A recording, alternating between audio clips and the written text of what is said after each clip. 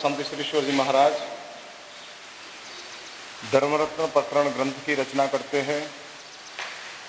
और धर्मरत्न प्रकरण ग्रंथ किस लिए भगवान संत श्रीश्वर जी महाराज ने बनाया, उसकी बात अपनी चल रही है। कल ही मेरे पास आराधक लोग आए थे, मेरा साहब आपने तो अभी बैकग्राउंड में ही पूरा चातुर्मास का 50 दिन निकाल दिया, तो धर्मरत्न प्रकरण की बात कब करेंगे? मैंने कहा आज सब पूरी कर देंगे। हाँ, इसमें वो कोई लंबा समय चलता नहीं है, चलाना हो तो एक ही वाक्य में द्वादशांगी का सार दे सकते हैं। समग्र द्वादशांगी का सार क्या है? 14 पूर्व 45 से 45 आगम, उसकी एक ही वाक्य में बात बताना हो तो शास्त्र में एक ही बात बताया है, तेरी आत्मा की शुद्धि को तू प्राप्त कर। अपाण में वो जिज्जा ही किमते जिज्जन बज्जो कायम। उत्तराध्ययन सत्र में परमात्मा प्रघोष देते हैं और प्रभु ये बात बताते हैं कि भाई संघर्ष ही करना है तो तेरे आत्मा के साथ संघर्ष शुरू कर। अपाण में वो जिज्जा है किमते जिज्जन बज्जो कायम। अप्पा जिणेज्जा जिणिकता स्व में है। यदि तूने अपनी आत्मा को प्राप्त कर लिया तो पूरा संसार को तूने प्राप्त कर लिया। हाँ, प्राप्त। उत्तराध्ययन सूत्र में परमात्मा ने यह बात बताई है और समग्र द्वादशांगी का सार एक ही है, मेरी आत्मा का कल्याण कैसे होगा, ये केंद्र में है और उसके आसपास में सब परिध बनती गई है और उसके साथ चलते जाते हैं। इसलिए मुझे आज आपको यह बात बतानी है कि भगवान शांति श्रीश्वर जी महाराज जिस ग्रंथ की रचना कर रहे हैं, मैं 2-4 दिन से एक बात आपको बताना प्रयास कर रहा हूं। बैकग्राउंड समझ लो किस लिए ये धर्मरत्न प्रकरण ग्रंथ की रचना हुई है। और उसमें आगे जाकर ये बताते हैं और कहते हैं 2 भाग में इस ग्रंथ बनाया है और उसमें बताते हैं कि भाई हम इसलिए बात बताते हैं। और ये धर्मरत्न प्रकरण में ग्रंथ में जो हम 21 गुण बता रहे हैं धर्म को प्राप्त करने के लिए, ये 21 प्रायोरिटीज बताई है। उसके बिना आप धर्म को प्राप्त नहीं कर सकते हो और इसलिए बताया 21 गुण दिखाया है धर्म रत्न की प्राप्ति करने के लिए। उसमें बताया है किसी को बड़ी इमारत बनानी हो, बड़ा महल बनाना हो तो महल बनाने के पहले क्या करना पड़ता है? फाउंडेशन बनाना पड़ता है। और यदि हमने सही फाउंडेशन नहीं बनाया, फाउंडेशन हमारा गलत हो गया, वीक हो गया, तो उसमें बताते हैं कि भाई सही फाउंडेशन के बिना यदि तू कोई इमारत तैयार कर देगा तो इमारत समर्थ नहीं होगी, मजबूत नहीं होगी। और इमारत मजबूत नहीं होगी तो तू कैसे उसमें रह पाएगा? ठीक वैसा यदि धर्म की ऊपर की भूमिका को प्राप्त करना हो, धर्म की प्रायोरिटी के लिए 21 विशेषता अपनी आत्मा में चाहिए। और इस 21 चीज बताई है कि इस धर्म की प्राप्ति का एक प्लेटफॉर्म तैयार होता है, बैकग्राउंड। और इस बैकग्राउंड बनने के बाद धर्म की प्राप्ति होती है। ये 21 चीज ऐसी है कि धर्म प्राप्त करने के लिए चाहिए, उसके बाद आपको धर्म की प्राप्ति होती है। मैंने आप समझ के रखो, आप अपने जीवन में हमने क्रिया शुरू कर दी, आराधना शुरू कर दी। शांति श्रीश्वर जी महाराज कहते हैं कि खड़े रहो 1-2 मिनट वेट। आपने सब क्रिया तो शुरू कर दी, लेकिन 21 बातों में क्या है? वो धार्मिक जगत में प्रवेश करने के लिए अल्फाबेट है। अल्फाबेट में समझे ना आप? मूलाक्षर। हाँ, मूलाक्षर। यदि संस्कृत भाषा में आपको प्रवेश करना हो तो संस्कृत भाषा का 48 वर्ड्स आपको पता होना, वो मूलाक्षर है, अल्फाबेट है। इंग्लिश का 28 अल्फाबेट्स है।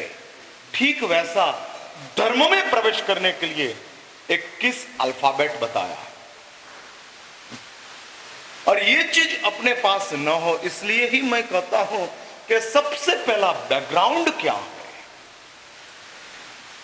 किसके लिए ये धर्मरत्न प्रकरण है, कौन उसको प्राप्त कर सकता है। तो प्रथम श्लोक के तीसरे चरण में धम्मरेणे थाणम धिणाणम वीरेमी उवयसम, ये पंक्ति देकर कहते हैं कि जिसको धर्म का आकांक्षा प्रकट हुई हो, धर्म प्राप्त करने की तमन्ना जागृत हुई हो, धम्मरेणे थाणम, धर्म रत्न प्राप्त करना है,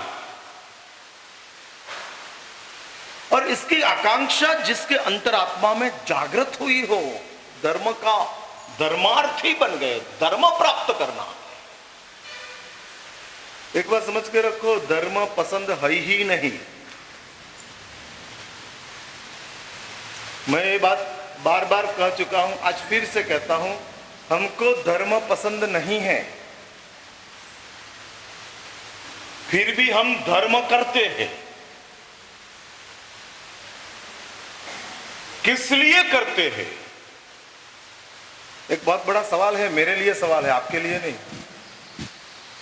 यह सवाल मेरे लिए है कि भाई धर्म पसंद नहीं है फिर भी क्यों करते हैं? क्या उसके पीछे का हमारा उद्देश्य है? पसंद नहीं है और फिर भी हमारे जीवन में धर्म चलता है, और ये धर्म हम करते जाते ऊपर ऊपर ऊपर साधु जीवन तक पहुंच जाते हैं, अप्रमत्त साधु जीवन जीते हैं। हाँ, उसकी साधु जीवन की तमाम आराधना जिसमें कोई अतिचार नहीं है, ऐसी अतिचार मुक्त साधु जीवन की आराधना करते हैं। शास्त्र में बताया है कि अभवी आत्मा चारित्र जीवन का स्वीकार करते हैं, और वो चारित्र जीवन का स्वीकार करने के बाद वो कैसा चारित्र जीवन जीते हैं, तो बताया है कि 9वां ग्रेवेक प्राप्त हो जाए ऐसा चारित्र जीवन अभवी आत्मा जीता है। मेरा साधु जीवन से 9वां ग्रेवेक नहीं मिलता है, मैं क्लैरिटी कर देता हूं, क्योंकि मेरे साधु जीवन में शिथिलता है,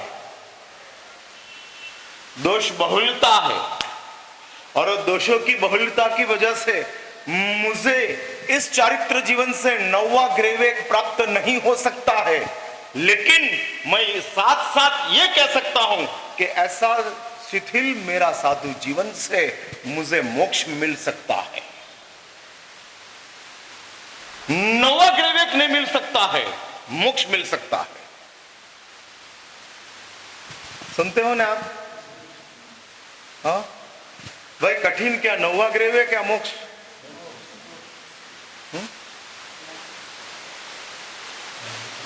एक बात समझ के रखो, मोक्ष कठिन होने के बावजूद भी बहुत आसान है, और संसार आसान होने के बाद भी बहुत कठिन है।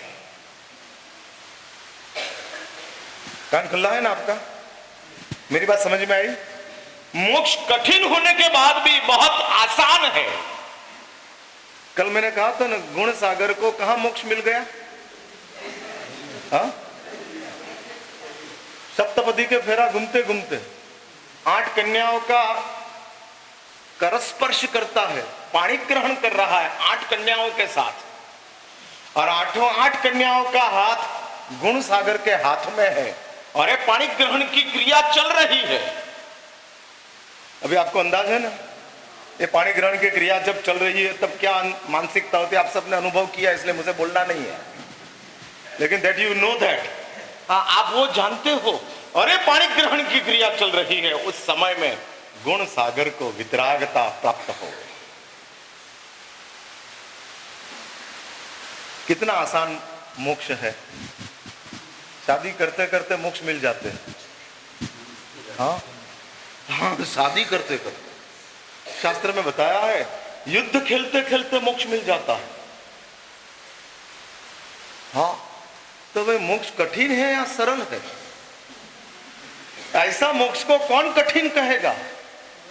यदि गुण सागर को सप्तपदी का फेरा घूमते घूमते मोक्ष मिल सकता है, तो आप कश्मीर जाते जाते मोक्ष नहीं प्राप्त कर सकते हो? हाँ, कुल्लू मनाली गए और मोक्ष मिल गया। घूमने के लिए गए और ठिकाने पहुंच गए, हम गए थे घूमने के लिए और सही ठिकाने के ऊपर पहुंच गए। इसलिए शास्त्र में बताया है मोक्ष कठिन होने के बाद भी सरल है। ये बात फिट करके रखो। बहुत कठिन है, साधना बहुत कठिन है, कैसे कर सकते हैं? भगवान महावीर ने 12.5 साल तक महाराज जी जंगलों में प्रयास किया और कितना कठोर परिश्रमों ने सहन किया, तब जाकर भगवान महावीर को मोक्ष मिला। हम ऐसा कैसे सहन कर पाएंगे? हम तो अभी 2 दिन के बाद पर्यूषण आते तो भी इस टेंशन में आ गए। हाँ, टेंशन आ गया। अब 8 दिन पर्यूषण, ऐसा पूछो मिलाप जी को, टेंशन है ना? हाँ, आ गए अभी पर्यूषण करने के लिए। प्रमुख साहब है, पधार गए। हाँ महाराज साहब कैसे है, कैसे आराधक लोग काम कर रहे हैं, कैसी आराधना चल रही है, वो विहंगावलोकन। और ये पर्यूषण पर्व का संपन्न होने के साथ वापस बैक टू पेवेलियन वापस पहुंच जाएंगे। ये 8 दिन है और इसके हिसाब से हम आते हैं, लेकिन लोगों को टेंशन हो जाते हैं। समझ लो कि पर्यूषण 64 दिन का हो तो